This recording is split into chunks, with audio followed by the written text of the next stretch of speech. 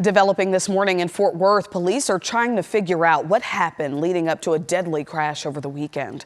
5 people were killed in the wrong-way crash that happened early Sunday morning on Loop 820, just northwest of Meacham Airport. Our Chris Sadeghi is joining us now live from Fort Worth this morning as we're learning new details about the victims. Chris, this is incredibly sad.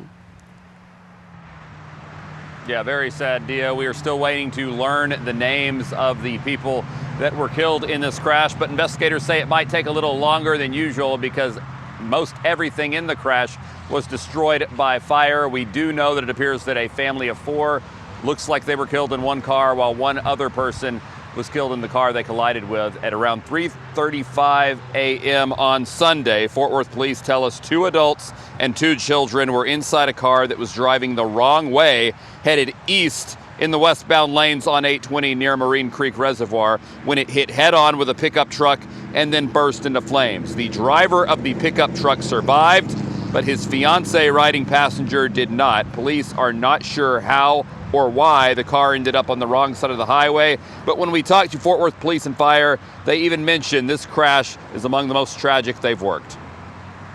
This is a man that lost, possibly love of his life, and again, to have 6 people and 1 person survives, you have to ask yourself, why me? You know what I mean? And this is, again, for our officers, for families, this is just a hard thing. Every once in a while, you're going to run across a certain call. You may get 2 or 3 in your career that really, really stick with you. And I would think this is one of them.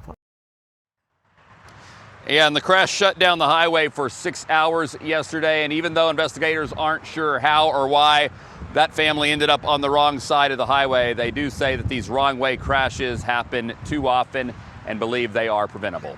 Mark, back to you. Chris, thank you for that insight this morning, because we have seen deadly crashes on Fort Worth highways in recent weeks, like this one, also on Loop 820, that killed 1 person. You can see that car wrapped around a metal post there. Just absolutely difficult to look at that video.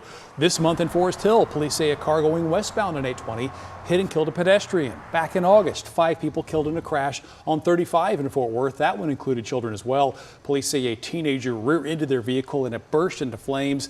They did charge him with 5 counts of intoxication manslaughter.